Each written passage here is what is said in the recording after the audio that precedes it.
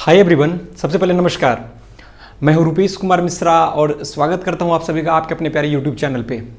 In today's video here I am going to talk about GS examination preparation, strategy about GS examination preparation. अगर मैं clearly कहूं तो मतलब कि university में आप लोगों का जो जीएस का परीक्षा थर्ड ईयर में होता है उसके प्रिपरेशन के बारे में मैं बात करूँगा कि क्वेश्चंस कहाँ से पूछे जाते हैं, आपको कैसे तैयार करना है, कैसे आप बेस्ट मार्क्स ला सकते हैं 100 में से। सबसे पहले मैं शॉर्ट में ये बता दूं कि क्वेश्चन आपका जो है मैक्सिमम रहता है प्रीवियस ईयर में जो पूछा गया उसी से सारा, कहने का मतलब समायोजित करके, और फिर 100 क्वेश्चन में से 70-80 तो कम से कम जरूर पूछा ही जाता है।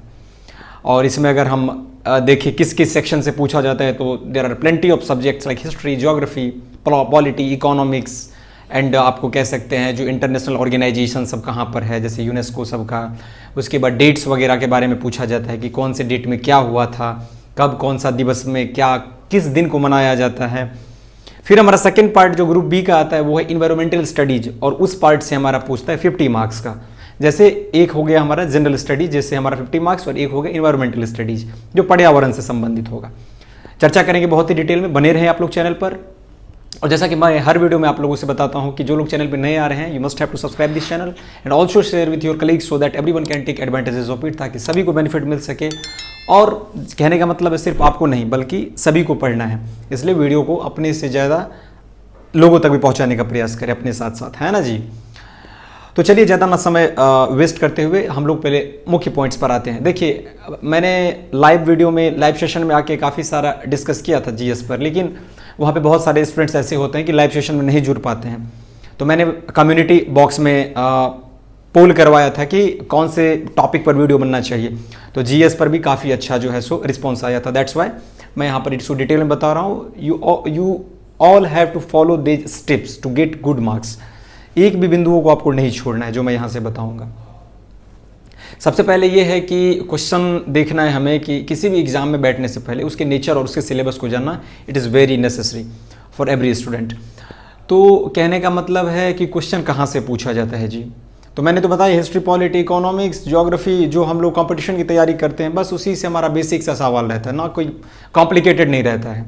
लेकिन थर्ड ईयर में जीएस, कहने का मतलब है स्टूडेंट्स को कॉम्प्लेक्स इसलिए लगता है कि काफ़ी दिनों से वो जीके की पढ़ाई नहीं करते हैं, जीके पर उतना ध्यान नहीं देते हैं।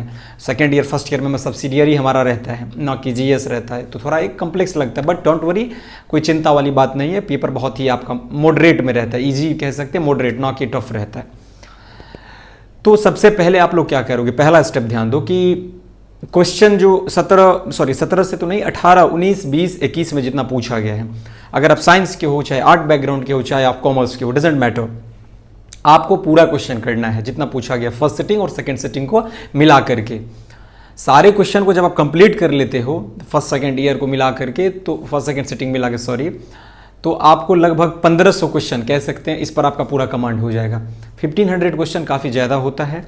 उसको जब आप प्रैक्टिस करोगे और याद करने के लिए आपको क्या करना है ना, एक बार अच्छे से पढ़ना है। 4 ऑप्शन मिलेंगे, तो 4 ऑप्शन में से एक बार कम से कम आप पढ़े हुए रहोगे तो एग्जामिनेशन हॉल में जब विकल्प मिलेगा आपको ना पेपर पे, तो अगर आप मान लो आपको नहीं याद आ रहा है, लेकिन फिर भी अगर आप एक बार देखे हुए हो कभी ना कभी उस क्वेश्चन के बारे में, then you can easily solve that question.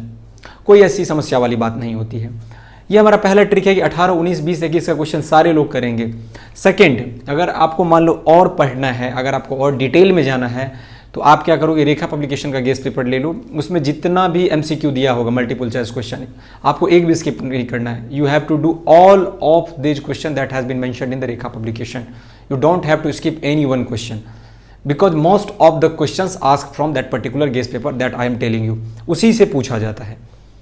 बाकी जो गेस्ट पेपर है उसका मैं गारंटी नहीं ले सकता हूं कि क्या पूछेगा नहीं पूछेगा और एग्जैक्टली आपका डेटा मैच कर जाए, ऐसा तो संभव है ही नहीं, क्योंकि आप जानते हैं कि एमसीक्यू में ऐसा फिक्स नहीं होता है, क्योंकि कुछ भी पूछा जा सकता है। आप पढ़ के जाओगे, मान लो कि सपोज कि मधुमेह दिवस कब होता है, आपको कुछ दूसरा पूछ देगा, जो कंज्यूमर डे कब मनाया जाता है, रेड क्रॉस डे कब मनाया जाता है, उसके बाद वन महोत्सव कब मनाया जाता है। तो इसके लिए आपको काफ़ी डिटेल में पढ़ना पड़ेगा, जो गेस्ट पेपर में आपको दिया हुआ रहता है।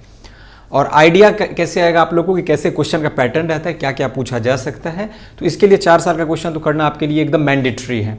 जैसे छोटा छोटा क्वेश्चन पूछेगा आपकी, आज़ाद हिंद फौज के संस्थापक कौन थे, अभी महाराष्ट्र में चीफ मिनिस्टर साहब कौन बने हैं, महाराष्ट्र में लोकसभा का सीट कितना है, यूपी में लोकसभा का सीट कितना है, बैटल ऑफ तरेन किसके बीच में हुआ था, बैटल ऑफ बक्सर किसके बीच में हुआ था। मतलब सुन के लग रहा होगा जो बहुत ही मतलब साधारण सा प्रश्न रहता है, लेकिन उसमें भी बच्चे कंफ्यूज हो जाते हैं, मिस्टेक करते हैं, गलतियां करते हैं, क्योंकि उनको उतना अनुभव नहीं रहता है, उतना उस चीज़ का अभ्यास नहीं रहता है। जब तक पर्टिकुलरली हमें हिस्ट्री का, पॉलिटी का या फिर ज्योग्राफी या इकोनॉमिक्स किसी भी विषय पर जब एक ग्रैस्प नहीं बनता है, तब तक हम अच्छे तरीके से उसको सॉल्व नहीं कर पाते हैं, बहुत सारा कॉम्प्लेक्सिटी हमें झेलना पड़ता है।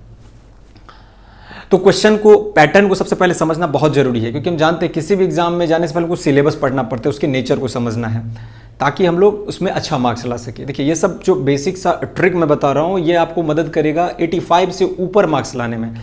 अगर आप पिछले साल का रिकॉर्ड देखो तो मैंने जो जूम पर आके जितना बताया था, मैंने जो लेक्चर डिस्कस करके अपलोड करा था यूट्यूब पर, उसी में से आपका मोस्ट ऑफ द क्वेश्चन पूछा गया था आप लोगों की परीक्षा में। तो ऐसा तो नहीं है कि इस बार कोई आपका बीपीएससी लेवल का या फिर मान लो आप कहते हो एसएससी लेवल का आपका क्वेश्चन पूछा जाएगा, ऐसा तो नहीं है। क्वेश्चन आपका उसी पैटर्न में से रहेगा। मैंने देखा, मैंने खुद क्या करा था, मैं अपने बारे में बता रहा हूँ कि मैंने 2020 में परीक्षा दिया, तो जीएस का जो एग्जामिनेशन हुआ था उसमें मैंने 2019 का क्वेश्चन छोड़ दिया। मैंने सोचा कि लगभग मैंने 2025 मतलब 2000 से लेके 3000 के बीच में क्वेश्चन मैंने टोटल करा था, मैंने ये मेमोराइज किया था। लेकिन उसमें मैंने एक मिस्टेक किया कि 2019 का क्वेश्चन मैंने छोड़ दिया जो पूछा गया था 2019 की परीक्षा में। तो पता है क्या हुआ परीक्षा में, इसका परिणाम, परीक्षा में ये परिणाम ये हुआ कि 19 का क्वेश्चन जो फर्स्ट और सेकंड सेटिंग का था उसको मिला करके 2020 के सेकंड सेटिंग में, जिसमें मेरा हुआ था 2020 में 85 क्वेश्चन पूछा गया था 2019 में से रिपीटेड, फर्स्ट और सेकंड सेटिंग को मिला करके, अमलगमेट करके। तो यही चीज़, ये मिस्टेक आपको नहीं करना है कि गेस्ट पेपर का सारा हम लोग पढ़ लिए और प्रीवियस ईयर का जो पूछा गया उसको छोड़ दिए। नहीं, प्रीवियस ईयर का A to Z आपको कंप्लीट रहना चाहिए एट एनी रेट, क्योंकि आपको उस टाइम एग्जाम हॉल में एकदम अजीब लगेगा कि आपने इतना पढ़ा लेकिन कहीं से क्वेश्चन आपका अगर मान लो प्रीवियस ईयर से पूरा रिपीट कर दिया 70 क्वेश्चन, तो फिर आपसे क्वेश्चन सॉल्व नहीं होगा, देन आप मिस्टेक करोगे और बेटर मार्क आपको देखने को नहीं मिलेगा जैसा कि आप एक्सपेक्ट करते हो। तो 19 का, 18 का, 20 का, 21 का ये तो मैंडेटरी है, जैसा मैं हर बार इस पॉइंट पर जोर दे रहा हूँ ताकि आप लोग उस चीज़ को छोड़ो ना। अब बाकी आप लोग का था कि जीएस के लिए ये है कि आप कुछ वीडियो अपलोड कीजिए। देखिए मैं जीएस पर जो डिस्कशन क्लास का है उसका वीडियो मैं एज सुन एज पॉसिबल 2 से 4 दिनों में प्रयास कर रहा हूँ कि डिटेल वे में उसे मैं बताऊँ, कि क्वेश्चन हो सकता है मैं जो बताऊंगा वहीं से सारा आपको आ जाए, तो वो वीडियो आप लोग जरूर देख लीजिएगा। इस वीडियो में मैंने आपको बताया कि कहाँ कहाँ से क्वेश्चन आता है, क्या क्या आपको पढ़ना है, कौन सा रेफरेंस के लिए आपको बुक या फिर गेस्ट पेपर रखना है। या अगर आप चाहते हो, आपके पास समय है, if you have enough time, then you can also move towards the book like Lucent, because Lucent में आपको बहुत सारा जीके का, साइंस का, आपको मैंने हर एक विषय का आपको देखने को वहाँ पे मिल जाएगा। तो वहाँ से भी आप मेमोराइज कर सकते हो, याद कर सकते हो, छोटा छोटा पॉइंट वहाँ पे बना हुआ रहता है एज ए नोट्स टाइप। तो उसको आप याद कर लोगे तो एग्जाम हॉल में ऑप्शन मिलते ही आप उसको आराम से टिक कर सकते हो, आप उसको आराम से सही कर सकते हो, जिससे आपका क्वेश्चन एकदम सही हो जाएगा और फिर आपको उसमें मार्क्स मिल जाएगा।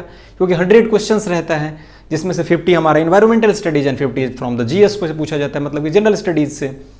तो जनरल स्टडीज में हिस्ट्री, ज्योग्राफी सब मिला करके, इंटरनेशनल ऑर्गेनाइजेशन हो गया, डेट्स हो गया, बुक कौन किसने लिखा है, जैसे कि अकबरनामा, उसके बाद जो है so India, discovery of India, उसके बाद जो है सो रामचरितमानस, उसके बाद अयोध्या 6 दिसंबर 1992, इसी सब टाइप का पूछेगा कि किसने इस बुक को किसने लिखा है, किस ऑथर ने लिखा है, यानी यूनाइटेड माइंड। तो ये तो आप याद कर लोगे, जब आप देखोगे बार बार तो आपको याद हो जाएगा, ठीक है, रश्मि रथी सब जैसे होता है ना।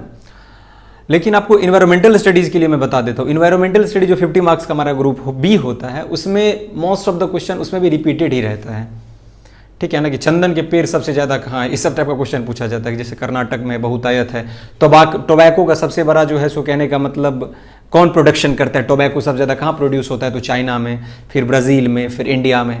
तो ये सब टाइप का क्वेश्चन आपको इन्वायरमेंटल पार्ट में आ जाएगा। जैसे आपको पूछेगा जो ओजोन लेयर कहाँ पे होता है, तो स्ट्रेटोस्फेयर में, ये पर्यावरण के लेयर सबके बारे में भी आपको पूछेगा। आप देख रहे एकदम बेसिक सा है कि ये क्या बोलते हैं इसको, ग्रीन हाउस गैस कौन सब है, उसके बाद जो है सो ग्लोबल वार्मिंग कैसे होता है।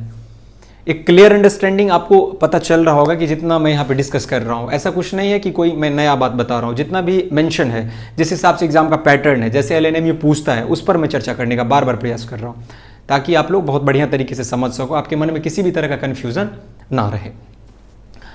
मैं आशा करता हूं कि जितने टॉपिक पर मैंने डिस्कशन किया उसको आप वीडियो अच्छे से देख लिए होंगे, उसको समझ गए होंगे। वीडियो को दूसरे तक भी शेयर करें ताकि वो लोग इसको समझ लें। बाकी आप लोगों के सपोर्ट, आप लोगों के प्यार और स्नेह का हमें आवश्यकता है ताकि आगे मैं कंटेंट लगातार अपलोड कर सकूं।